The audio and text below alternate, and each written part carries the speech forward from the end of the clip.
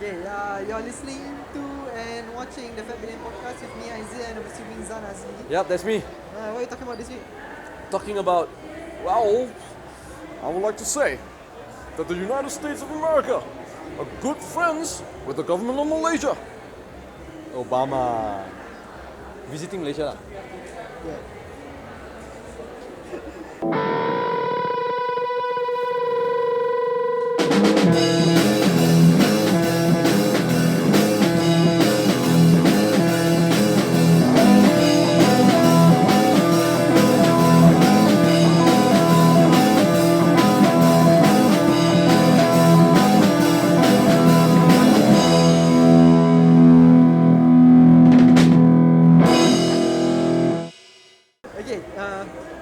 Okay. Yeah. Okay. So can you tell me a bit more about? Okay. So this is the second time that President Barrack Obama has come to visit Malaysia. Right. He came last year, I think. Yes. Yeah, he came last year. He came to Malaysia last year to meet with Prime Minister Najib, who's a good friend of the government of the United States of America. So you don't actually do a very good impression of. I do. Let me tell you one thing. I'm much older now than I was when I first joined. Well, whatever lah. But okay, go on. Okay, yeah. So So he came the first time, and now he's coming again.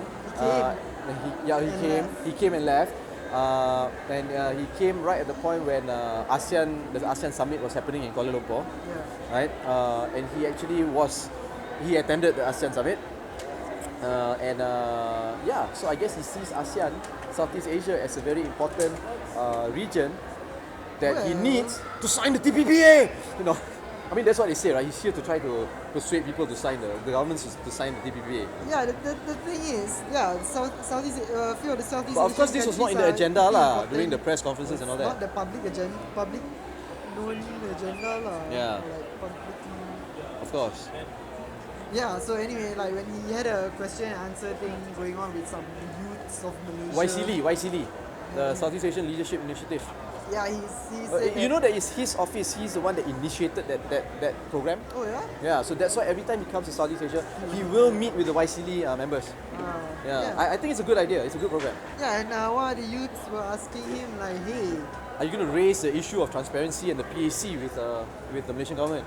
Yeah. Yeah. And he was like, this. He did that. Because you said it, I'm going to do it.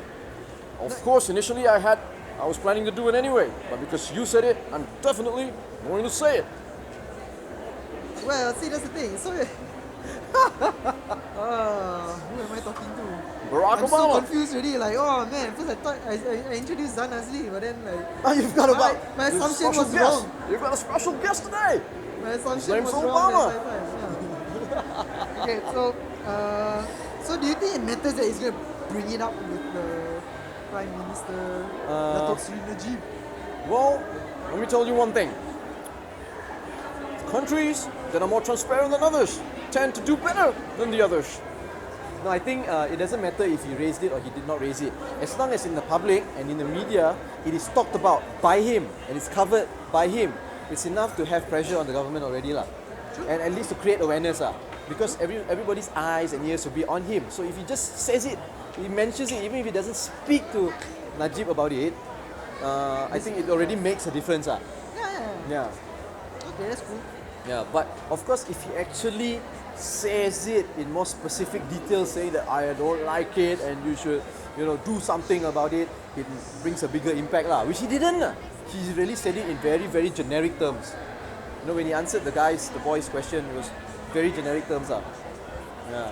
But did you know that by welcoming the President of the United States to Malaysia, we have committed a very big sin as a country? Astaghfirullahalazim, kita sekarang berkomplot dengan syaitan. Anyway, yeah, so this pro-caliphate movement, Hizbut Tahrir, the Malaysian chapter was saying like, hey man, it's haram to welcome this man who is the leader of this capitalist country that is has done so much wrong, and it has done so much wrong to our Yes. So it is haram for us to welcome him. Well, you know that we also, at the same time, we also welcome Prime Minister Modi from India, right? Who also came on a state visit. And you know that the big conflict in India between the Hindus and the Muslims. So wouldn't that be haram too if we call Modi? No, the thing is, I feel like when it comes to international relations, right? It's very, very difficult to say like, hey, cut off ties with that person completely, because it doesn't help anyone, right? But basically, yeah, if you're not happy about something, you should be able to voice it lah. But then if you don't bring him over, you can't voice your opinion to the person, right? So I think. You know what I say? Fuck that shit, man. Fuck that shit, man. Anyway, you guys must be wondering why we've been wearing the same clothes for the past 3 weeks. Because we don't bathe and we don't shower. But did you know that there are some schools in Malaysia that have been calling for the segregation of Muslim and non-Muslim students? Really? Yeah, we'll talk about that in another episode. Yeah. You thought like moral and agama class separation is really crazy. Anyway, this week's episode was brought to you. Wow, you're done? You have more to say about the thing? Oh yes! There was one question by one of the youth under the YC League who said, Mr. President, since you are aging and moving into that next stage of life, how are you preparing? And he started digging a hole for himself as he kept on referring to how President Obama is getting older and older and older.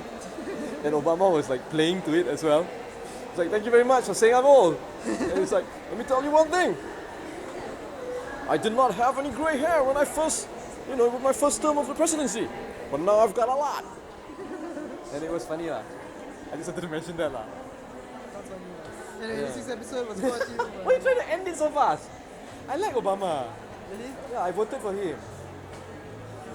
Back in your constituency of... New York City. Roosevelt Island. Okay. So this episode is brought to you by the President of the United States of America.